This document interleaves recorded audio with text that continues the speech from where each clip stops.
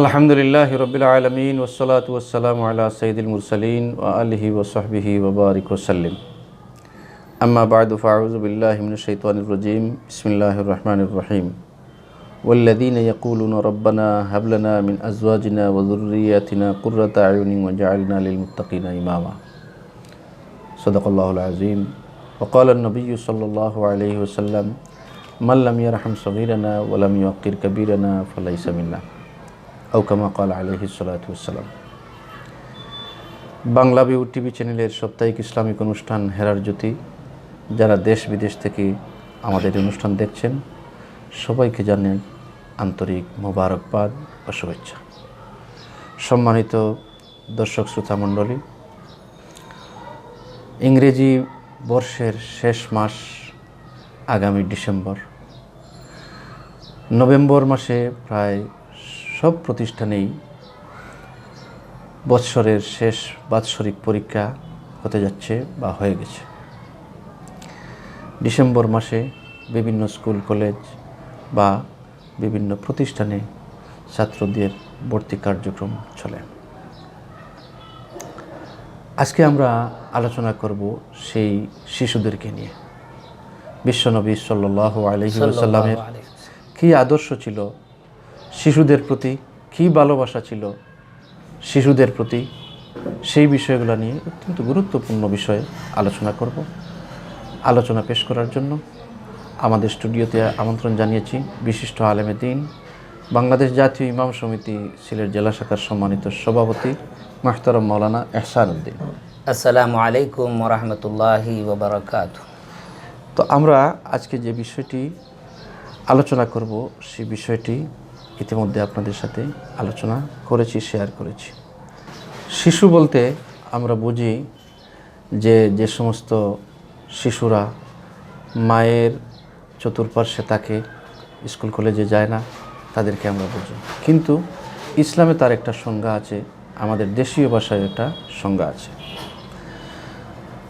যারা আমরা দুনিয়াতে আসছিলাম, প্রথম 3 দিন পর্যন্ত কিন্তু আমাদের একটা নাম ছিল, আমরা ছিলাম যে অতি নবজাতক। তারপরে 1 মাস পর্যন্ত তাকে বলা হয় নবজাতক। 1 মাস পর থেকে 2 বছর পর্যন্ত আমরা দুগ্ধের মায়ের কাছে থেকে মায়ের দুধ পান করেছি, আমরা দুগ্ধপোষ্য শিশু। 3 থেকে নিয়ে আমরা 4 পর্যন্ত বা 5 পর্যন্ত আমরা যে বয়সের থাকি, এইটাই হচ্ছে আমাদের মায়ের কাছ থেকে মূল শিক্ষার বয়স। এবং আমাদের বর্তমান সময়ে একটা সরকার শিক্ষা ব্যবস্থা চালু করেছেন, যেটাকে বলা হয় উপ আনুষ্ঠানিক শিক্ষা কার্যক্রম, যেটা 5 বছরের ভিতরে প্রাক-প্রাথমিক 6 বছর থেকে আমাদের শুরু হয় ফরমালি যেটা সেটা। এইভাবে ইসলাম বলেছে যে সাবালক হওয়ার আগ পর্যন্ত একজন শিশু। মেয়েদের বয়স যখন যে দেশের আবহাওয়া, যে গ্রুথ থাকে, সেই গ্রুথের আলোকে সে সাবালক হওয়ার আগ পর্যন্ত সে শিশু। সাধারণত মেয়েরা 9 থেকে 12-র মধ্যে সাবালিকা হয়। আর ছেলেরা 14-15 মধ্যে, এই মধ্যেই সাবালক হয়। কিন্তু আমাদের দেশীয় একটা আইন আছে যে 18 বছরের আগে মেয়েকে বিয়ে দেওয়া যাবে না, সে জাতীয় পরিচয়পত্র লাভ করতে পারবে না বা দেওয়া হয় না, ভোট দিতে পারবে না। 18 বছর পর্যন্ত তাকে আমাদের দেশীয় আইনে একজন মেয়েকে নাবালিকা বলা হয়, আর 21-এর আগ পর্যন্ত একজন ছেলেকে নাবালক বলা হয়। তো যাই হোক, এই বিষয়টা আমাদের ধর্মীয় দৃষ্টিভঙ্গি এবং দেশের যে একটা আইন আছে, সেই আইনের সাথে আমি মনে করি না তেমন একটা ব্যবধান, কিন্তু আমাদের এই বয়স, আবহাওয়া বা পারিপার্শ্বিকতার নিয়েই কিন্তু একটা বিন্যাস করা হয়েছে। তো রাসূল করিম সাল্লাল্লাহু আলাইহি ওয়াসাল্লাম এই শিশু জীবনে শিশুদের প্রতি ভালোবাসা কী ছিল বা রাসূল ইসলামের শিশুকাল কী ছিল, এই বিষয়ে আপনি একটু আমাদেরকে। ধন্যবাদ। আমাদের আজকের এই বাংলাভিউ টিভি চ্যানেলের সম্মানিত সঞ্চালক এবং সারা বিশ্বের সব প্রান্ত থেকে যারা দেখছেন এই টিভি চ্যানেল, উপভোগ করছেন, সকলকেই মোবারকবাদ এবং ধন্যবাদ জানিয়ে আমরা শুরু করছি।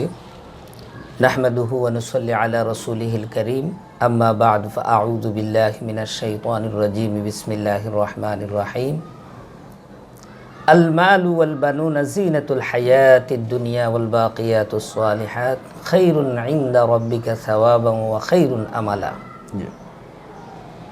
সম্মানিত দূরের ও কাছের শ্রোতা বন্ধুরা, ভাই ও বোনেরা, ইসলাম আমরা সকলে জানি একটি ভারসাম্যপূর্ণ এবং সামগ্রিক কমপ্লিট পরিপূর্ণ জীবন ব্যবস্থার নাম।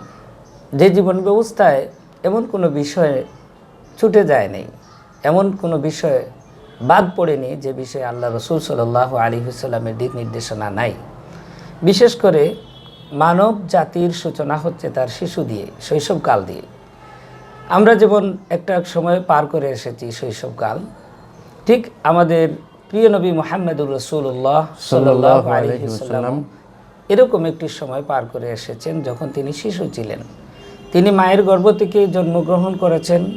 তার মায়ের নাম ছিল আমিনা এবং তার বাবা ছিল আব্দুল্লাহ। এভাবে জন্মগ্রহণ করার পর থেকেই তিনি শৈশবকালে শিশু বয়সটা পার করেছেন বিভিন্ন চড়াই উতরাইয়ের মধ্য দিয়ে। কারণ তার শৈশবেই তিনি এতিম হয়ে গেছেন, একেবারে শিশু বয়সে, জন্মের আগেই তার পিতা মারা গেছেন। তারপরে 6 বছর বয়সে তার আম্মা মারা গিয়েছেন। এইভাবে দেখা গেছে রাসূল করিম সাল্লাল্লাহু আলাইহি ওয়াসাল্লামের বয়স জন্মের পর থেকেই তার শুরু হয়েছে দুঃখ, দৈন্যতা এবং এই যে পৃথিবীর বাস্তব যে বিভিন্ন ধরনের ইয়েতিম সন্তান হলে যে কি হয় আমরা আজকের সমাজে আমরা দেখি। বাবার আদর বঞ্চিত, মায়ের সোহাগ বঞ্চিত, পাড়া প্রতিবেশীর বিভিন্ন ধরনের সমস্যার সম্মুখীন হতে হয়, মানে একটি প্রতিকূল পরিবেশে, প্রতিকূল আবহাওয়ায় সবকিছুতে বেড়ে উঠতে হয়। এই জন্য রাসূল করিম সাল্লাল্লাহু আলাইহি ওয়াসাল্লাম শিশুদের প্রতি তার অপরিসীম ভালোবাসা ছিল, অপরিসীম দয়া মমতা ছিল।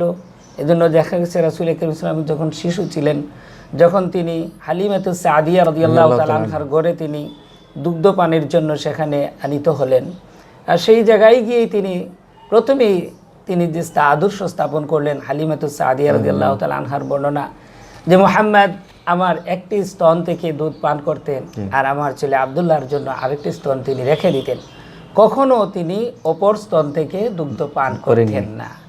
এখানে দেখা গেছে রাসূল সাল্লাল্লাহু আলাইহি ওয়াসাল্লাম শিশু বয়সেই যে ভারসাম্যতা, দুই ভাইয়ের মধ্যে যে ভারসাম্যতা রেখেছেন, একটি ইনসাফ প্রতিষ্ঠা করেছেন, এটা এখানে দেখা গেছে।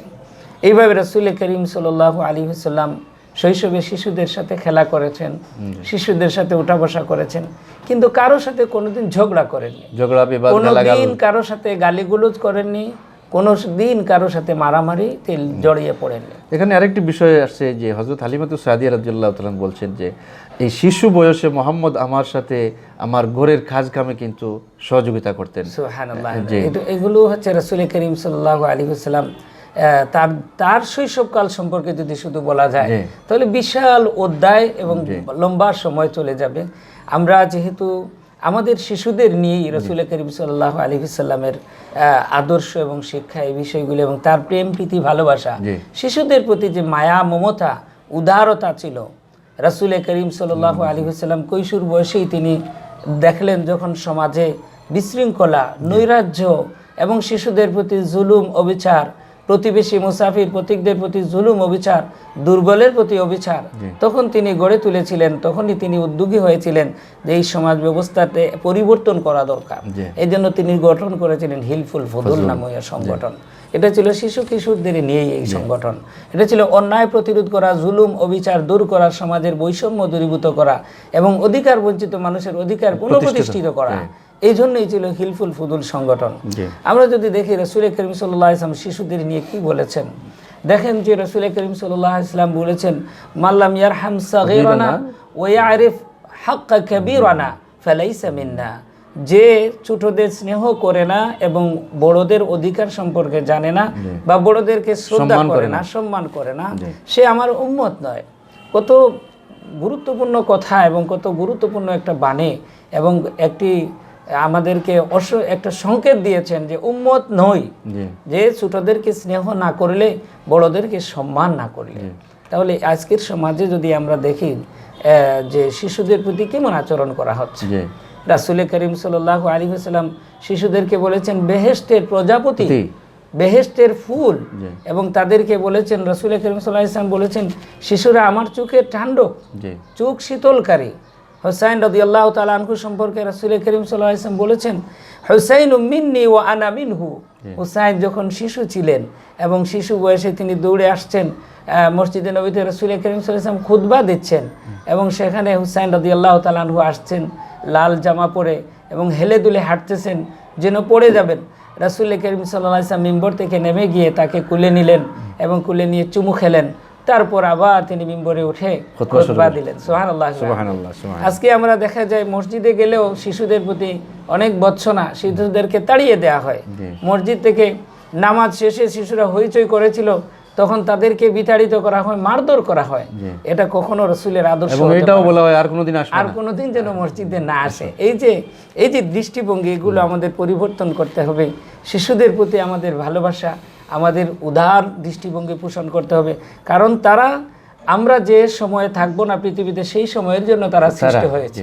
আমাদের পরবর্তী জেনারেশন, তাদেরকে যদি আদর সোহাগ দিয়ে আমরা তাদেরকে গড়ে তুলি, তাহলে তারা হবে সোহাগ ভাবাপন্ন, বন্ধু ভাবাপন্ন এবং মমতাময়ী, তারা একটি সমাজ প্রতিষ্ঠা করতে পারবে। রাসূল করিম সাল্লাল্লাহু আলাইহি ওয়াসাল্লামের এই আদর্শ আজকে আমাদের সমাজে নাই। রাসূল করিম সাল্লাল্লাহু আলাইহি ওয়াসাল্লাম ইরশাদ করেছেন শিশুদেরকে আপনি কি শিক্ষা দিবেন শৈশবে। এই যে বলেছেন আমাদের সঞ্চালক মহোদয় যে এখানে এই যে ডিসেম্বর মাস থেকে শুরু হবে ভর্তি কার্যক্রম শেষ দিক থেকে, এবং জানুয়ারির 1 তারিখ থেকে নতুন বই নিয়ে ক্লাস শুরু হবে। রাসূল করিম সাল্লাল্লাহু আলাইহি ওয়াসাল্লাম বলেছেন ইফতাহু আলা সিবিয়ানিকুম আউয়ালু কালিমা বিলা ইলাহা ইল্লাল্লাহ, তোমাদের সন্তানদের প্রথম কালিমা যেন হয় লা ইলাহা ইল্লাল্লাহ। সন্তানকে প্রথম বাণী শিক্ষা দিতে হবে লা ইলাহা ইল্লাল্লাহ দ্বারা। আল্লাহ রাব্বুল আলামিন কোরআনে হাকিমে ইরশাদ করেছেন ইকরা বিসমি রাব্বিকাল্লাযী খালাক খালাকাল ইনসানা মিন আলাক, অর্থাৎ তুমি পড়ো তোমার সেই প্রভুর নামে যিনি তোমাকে সৃষ্টি করেছেন, এবং তিনি শিক্ষা দিয়েছেন কলমের সাহায্যে। যে মৌলানা সাহেব, আপনাকে আমি আরেকটা বিষয় করতে চাই, আপনার কাছ থেকে জানতে চাই, দর্শকবৃন্দ খুব খেয়াল করবেন যে আমাদের সমাজে যদি ছেলে সন্তান জন্ম নেয়, তাহলে আমরা তাকে ধন্যবাদ জানাই, মুখ খুশি তাকে আশীর্বাদ দিই বা মিষ্টি বিতরণ করি। কিন্তু অনেক পরিবারে দেখা যায় যদি মেয়ে সন্তান জন্ম নেয়, তাহলে বাবার মুখও ছোট, মায়ের মুখও ছোট, দাদা দাদির মুখও ছোট। এইটা ইসলামে এই ব্যাপারে আসলে এই দৃষ্টিভঙ্গিটা চলে আসছে নানা কারণে, এবং আমাদের সামাজিক ব্যবস্থা, যে আমরা অনেকে মনে করেন যে মেয়ে সন্তান জন্ম হলে তারা নির্ভরশীল হয়ে যাবে, আর ছেলে সন্তান জন্ম হলে সে আমাকে খাওয়াবে, আমাকে লালন পালন করবে। এই দৃষ্টিভঙ্গি থেকে এটা করা হয়। যদিও আল্লাহ রাব্বুল আলামিন বলেন নাহনু নারযুকুহুম ওয়া ইয়্যাকুম, তাদেরকেও আমি খাবাই এবং তোমাদেরকেও আমি খাবাই। লা তাকতুলু আওলাদাকুম খাশিয়াতা ইমলাক, তোমরা তোমাদের সন্তান হত্যা করো না এই জন্য যে তারা দারিদ্রতার কারণ হয়ে যাবে। তো আসলে দেখেন, এটা আইয়ামে জাহিলিয়াতেও ছিল, যে আল্লাহ রাব্বুল আলামিন বলেন ওয়া ইযা বুশিরা আহাদুহুম বিল উনসা যাল্লা ওয়াজহুহু মুসওয়াদ্দান ওয়া হুয়া কাযীম ইয়াতাওয়ারা আনিল কওমি মা বুশিরা বিহি। অর্থাৎ আল্লাহ রাব্বুল আলামিন বলছেন যে যখন তাদেরকে কন্যা সন্তানের সুসংবাদ দেয়া হতো, তখন তারা তাদের চেহারা মলিন হয়ে যেত এবং তারা তাদের স্বজাতির গোত্রের লোকজন থেকে তারা নিজেদেরকে আড়াল করে রাখতো, কেননা তাদের লজ্জা ছিল যে কেউ তাকে বলবে অমুকের মেয়ে সন্তান হয়েছে। এই দৃষ্টিভঙ্গিটা কুসংস্কার, এবং এই দৃষ্টিভঙ্গি হচ্ছে আল্লাহর প্রতি ভরসা, আল্লাহর প্রতি তাওয়াক্কুল না থাকা এবং বস্তুর প্রতি মানুষের আস্থা বিশ্বাস থাকা। আল্লাহ রাব্বুল আলামিন সব কিছুর রিজিক দাতা, আল্লাহ রাব্বুল আলামিন সব কিছুকে সবাইকে লালন করেন, পালন করেন। অনেক ক্ষেত্রে রাসূল করিম সাল্লাল্লাহু আলাইহি ওয়াসাল্লাম বলেছেন যার প্রথম সন্তান কন্যা হবে সে সবচেয়ে ভাগ্যবান, সাফল্যমণ্ডিত তার জীবন। সুবহানাল্লাহি ওয়া বিহামদিহি। দেখুন, এক হাদিসে রাসূল করিম সাল্লাল্লাহু আলাইহি ওয়াসাল্লাম বলেছেন যার 3টি সন্তান মেয়ে সন্তান হবে পরপর, তার জন্য আল্লাহ এবং তাদেরকে সে ভালোভাবে লালন পালন করে সুশিক্ষায় শিক্ষিত করবে, তাদের এবং পাত্রস্থ করবে। আল্লাহ রাব্বুল আলামিন তার জন্য 3টি বেহেশত তার জন্য অবধারিত করে দিবেন। সুবহানাল্লাহ। কন্যাদের প্রতি বৈষম্য করা ঠিক নয়। রাসূল করিম সাল্লাল্লাহু আলাইহি সাল্লাম সব সময় তার কন্যার প্রতি আদর ছিল বেশি। হযরত ফাতিমা জাহরা রাদিয়াল্লাহু তাআলা আনহাকে সবচেয়ে বেশি আদর করতেন, কলিজার টুকরা, এবং কলিজার টুকরা হিসেবে বলতেন যে ফাতিমা আমার কলিজার টুকরা, ফাতিমা আমার চোখের পুতুলি। সুবহানাল্লাহি ওয়া বিহামদিহি। আচ্ছা মাওলানা সাহেব, আমরা জানলাম যে মেয়ে শিশু সম্পর্কে, শিশু শিক্ষা সম্পর্কে আমরা একটু বলি। আপনার কাছ থেকে আমরা একটু জানতে চাই যে শিশুদের শিক্ষা, কারণ আমরা অনেক সময় বলি যে আজকের শিশু আগামী দিনের ভবিষ্যৎ। আসলে এই কথাটাই সঠিক যে আজকের শিশু আগামী দিনের ভবিষ্যৎ। আতফালুল ইয়াউম আমালুল মুস্তাকবিল। আজকের শিশু হচ্ছে আগামী দিনের ভবিষ্যৎ এবং আশা। এবং সব আমরা কবিতা যদি দেখি, যে কবিতার মধ্যে আছে যে সব শিশুরাই লুকিয়ে আছে শিশুর পিতা সব শিশুরই অন্তরে। এই যে কত সুন্দর কথা। অর্থাৎ ভবিষ্যৎ, এখানে ভবিষ্যৎ যে লুকিয়ে আছে শিশুদের মধ্যে, এই জিনিসটা আমরা দেখি। তো আসলে শিশুকে আপনি শিক্ষা দিবেন, শিশুকে শিক্ষা দিবেন, কি শিক্ষা দিবেন? যেই শিক্ষার মধ্য দিয়ে, যেমন আপনি যে আয়াতটি তিলাওয়াত করেছিলেন, ওয়াল্লাযীনা ইয়াকুলুনা রাব্বানা হাব লানা মিন আজওয়াজিনা ওয়া যুররিয়াতিনা কুররাতা আয়ুন, যে হে আল্লাহ, আমার সন্তান সন্ততি এবং আমার স্ত্রী আমার যেন চোখের মনি হয়ে যায়। এখানে হযরত ইবনে আব্বাস রাদিয়াল্লাহু তাআলা আনহু বলেছেন, চোখের মনি হয় কোন সন্তান? চোখের মনি হয় সেই সন্তান যেই সন্তানকে তাওহীদের শিক্ষা দেওয়া হয়, যেই সন্তানকে আল্লাহর পরিচয় জানিয়ে দেওয়া হয়, যেই সন্তান হয় মাতা পিতার অনুগত এবং বাধ্যগত, সেই সন্তানই হচ্ছে চোখের ঠান্ডক, চোখের শীতলকারী। সেই জন্য মাতা পিতা প্রথমে ডিসিশন নিতে হবে, সিদ্ধান্ত নিতে হবে যে আপনার সন্তানকে আপনি কি শিক্ষা দিবেন। আপনার সন্তানকে প্রথম শিক্ষা দিবেন আল্লাহর পরিচয়, তাওহীদের শিক্ষা দিবেন। তারপরে শিক্ষা দিবেন এই দুনিয়ায় কার মাধ্যমে সে পৃথিবীতে আসলো। আল্লাহ রাব্বুল আলামিন বলেছেন, ওয়াসাইরাল ইনসানা বিওয়ালিদাইহি ইহসানা, অন্য জায়গায় বলেছেন বিওয়ালিদাইহি হুসনা। কারণ এখানে যে পিতামাতার প্রতি আল্লাহ রাব্বুল আলামিন নির্দেশ দিয়েছেন যেন সুন্দর ব্যবহার করা হয়, আর এই সুন্দর ব্যবহার শিক্ষা দিতে হবে আগে পিতামাতাই।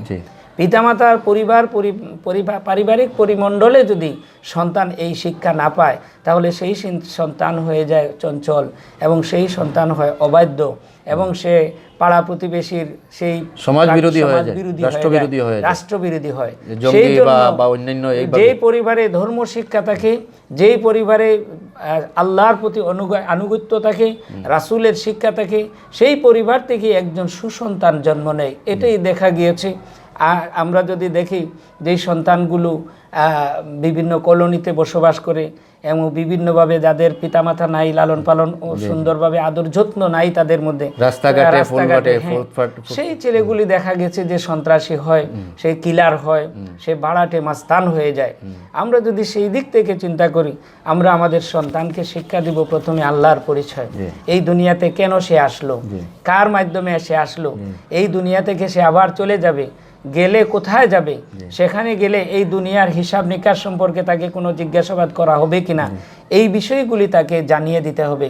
তাহলে সে হবে একজন আদর্শ এবং অনুগত সন্তান। সেই হলো চোখের ঠান্ডক বা চোখ শীতলকারী। জি, আরেকটা বিষয় আপনার কাছে আমরা জানতে চাই যে বিশ্বনবী সাল্লাল্লাহু আলাইহি ওয়াসাল্লাম বলেছেন, মুরু আওলাদাকুম বিসসালাত, যে তোমাদের সন্তানদেরকে, দেখি যে রাসূল করিম সাল্লাল্লাহু আলাইহি ওয়াসাল্লাম খুব সুন্দর করে বলেছেন, মুরু আওলাদাকুম, অন্য হাদিসে আছে মুরু সিবিয়ানাকুম ইযা বালাগু সাবআ, যখন সন্তানের বয়স হবে 7 বছর তখন তাকে নামাজের আদেশ দাও, নামাজের নির্দেশ করো। এখানে পিতামাতার ব্যাপারে অনেক বড় দায়িত্ব আছে। নির্দেশ বলতে এখানে শিক্ষা দাও। কিভাবে শিক্ষা দিবেন? আপনি যখন নামাজ পড়বেন তখন তাকে মসজিদে নিয়ে যাবেন, পিতা যখন মসজিদে যাবেন তখন সন্তানকে মসজিদে নিয়ে পাশে বসাবেন, এইভাবে। অথবা মেয়ে সন্তান হলে মা যখন নামাজ পড়বেন তখন তার জায়নামাজের পাশে আরেকটা জায়নামাজ বিছিয়ে তাকে বলবেন, তুমি দেখো আমি কি করি, আমার সাথে তুমি এইভাবে করবে। আমাদের শিশুরা এইভাবে করে, এইভাবেই তারা শিক্ষা অর্জন করে থাকে।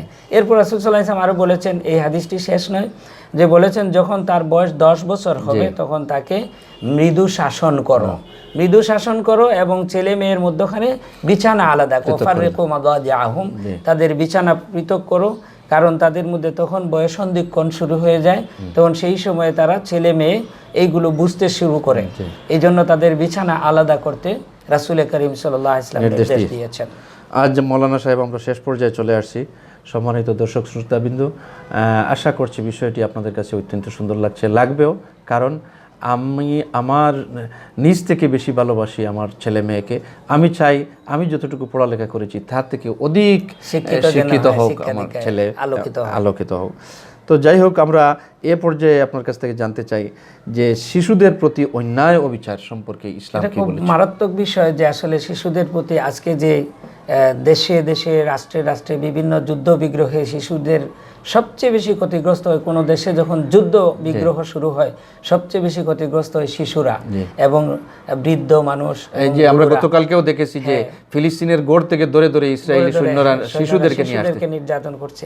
এগুলো দেখা গেছে রাসূল করিম সাল্লাল্লাহু আলাইহি ওয়াসাল্লাম এইসব ব্যাপারে যখন সাহাবায়ে কেরামদের যখন যুদ্ধে যাওয়া হতো তখন তাদেরকে আলাদা করে নির্দেশ দিতেন, কোনো শিশুদের প্রতি অবিচার করা যাবে না, কোনো কৃষিক্ষেতকে ধ্বংস করা যাবে না, কোনো অসুস্থ এবং যুদ্ধের অনুপযোগী কোনো মানুষের প্রতি, বৃদ্ধের প্রতি, নারীর প্রতি কোনো অবিচার করা যাবে না। এটা ছিল ইসলামের কোনো বাগান, ফল বাগান, ফলের বাগান, বিল্ডিং, শস্য স্থাপনা, এগুলোকে ধ্বংস করা যাবে না। তাহলে এইটা যদি আমরা মানি তাহলে এখন যুদ্ধ কি? এখনকার যুদ্ধের মনে হচ্ছে যে বিল্ডিং ধ্বংস করে দেওয়া। রাসূল করিম সাল্লাল্লাহু আলাইহি ওয়াসাল্লাম যে শিশুদের প্রতি এত, আজকে জাতিসংঘ এখন আমাদেরকে বলতেছে যে শিশুদের জন্য হ্যাঁ বলুন। আমরা আজকে যদি ১৫০০ বছর আগে দেখি যে রাসূল করিম সাল্লাল্লাহু আলাইহি ওয়াসাল্লাম শিশুদের প্রতি শুধু হ্যাঁ বলেননি, একটি শিশু কান্নারত তাকে কুলে তুলে উঠিয়ে নিয়েছেন এবং তার মাথা মাসাহ করে দিয়েছেন, তার মাথায় হাত বুলিয়ে দিয়েছেন এবং তাকে আদর করে চুমু খেয়েছেন রাসূল করিম সাল্লাল্লাহু আলাইহি ওয়াসাল্লাম।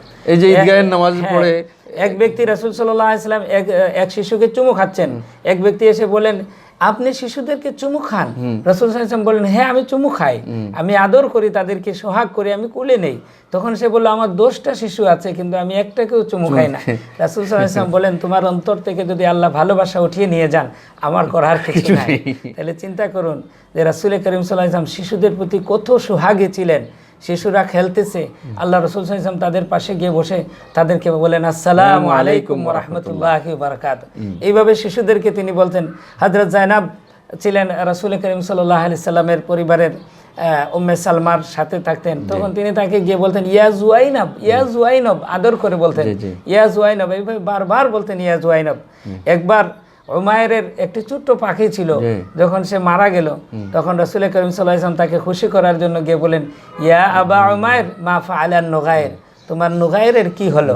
এইভাবে রাসূল করিম সাল্লাল্লাহু আলাইহি ওয়াসাল্লাম শিশুদের হৃদয়ে আনন্দ দিতেন এবং শিশুদেরকে স্নেহ করতেন এবং বলতেন যে এরা আগামী দিনের আগামী ভবিষ্যৎ, এরাই হচ্ছে আমাদের প্রজন্ম। ঠিক এই বিষয়গুলি যদি আমরা চিন্তা করি যে আজকের শিশুরা আগামী দিনের ভবিষ্যৎ, আজকের শিশুদেরকে যদি উত্তম শিক্ষা আমরা দিয়ে যাই তাহলে ভবিষ্যৎ প্রজন্ম হবে সুন্দর, একটি সুখী, সমৃদ্ধশালী, ইনসাফপূর্ণ এবং মমতাময়ী, ভ্রাতৃত্বপূর্ণ একটি সুন্দর সমাজে পরিণত হবে। এজন্য শিশুদেরকে আদর করতে হবে, শিশুদেরকে বিতাড়িত করলে হবে না, শিশুদেরকে সোহাগ দিতে হবে, মাথায় হাত বুলিয়ে দিতে হবে, তার গায়ে যদি ধুলা মলিন থাকে তার ধুলা ছাড়িয়ে তাকে চুমু খেতে হবে। এটাই হচ্ছে ইসলামের শিক্ষা। সম্মানিত দর্শক শ্রোতাবৃন্দ, আমরা জানলাম যে শিশুদের প্রতি আমরা কি আচার আচরণ করব। আমরা আমাদের সন্তানদেরকে, নিজের সন্তান হোক বা অন্য যে কোনো জনের সন্তান হোক, তার সামনে আমরা গালমন্দ করব না, তাকে বৎসরণা করব না, তাকে আমরা তিরস্কার করব না, তাকে আমরা পজিটিভ বিষয়গুলো আমরা শিক্ষা দেব, পজিটিভ বিষয়গুলো আমরা তার সামনে ব্যবহার করব। কোনো মা বাবা ছেলে সন্তানদের, মেয়ে সন্তানদের সামনে যদি পারিবারিক কলহ যদি হয় তাহলে এখান থেকে কিন্তু বাচ্চা একটা শিক্ষা নেয় বা বাচ্চার মনের মধ্যে একটা দুর্বলতা দেখা দেয়। অনেক সময় অনেক বাচ্চারা পরিবারের মা বাবার ঝগড়াঝাটির কারণে স্কুলে এসে কিন্তু তার হতাশাগ্রস্ত হয়ে পড়ে। এই বিষয়গুলো আমরা করব না এবং আমরা যে কোনো প্রতিষ্ঠানে হোক, মসজিদে হোক বা অন্যান্য ধর্মাবলম্বী যে সমস্ত প্রতিষ্ঠান আছে, ধর্মীয় প্রতিষ্ঠান আছে, গির্জা, পেগাডু, এগুলোর মধ্যেও যদি শিশু সন্তানরা যায়, শিশুই তাদেরকে আমরা আলাদা করতে পারবো না। হ্যাঁ, তো যাই হোক, এদেরকে আমরা ভৎসনা করবো না, তিরস্কার করবো না, তাদেরকে আদর্শ হাক দিয়ে আমরা যারা আমাদের শিশু আছে তাদেরকে আমরা আমাদের ভবিষ্যৎ এবং আমাদের চোখের শীতল হিসাবে আমরা দেখতে চাই, গড়ে তুলবো ইনশাল্লাহ। শিশু শ্রম সম্পর্কে আমাদের দেশে আইন আছে, সেই এই আইনগুলো ইনশাল্লাহ আমরা কার্যকরী চাই কার্যকরী চাই কার্যকর এবং সবার জন্য শিক্ষা, সেই বিষয় নিয়ে আমরা বাংলাদেশ সরকারের যে উদ্যোগ, সেই উদ্যোগকে সাধুবাদ জানাই।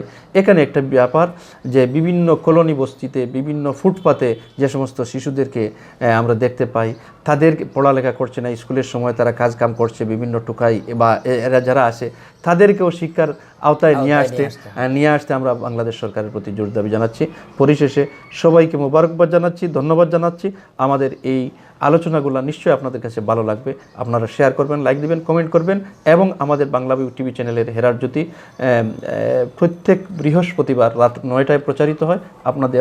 আপনাদের সবাই দেখবেন এবং আমাদের আমন্ত্রণ জানিয়ে আজকে এখানেই আমরা সমাপ্ত করছি। ধন্যবাদ। আসসালামু আলাইকুম। আসসালামু আলাইকুম।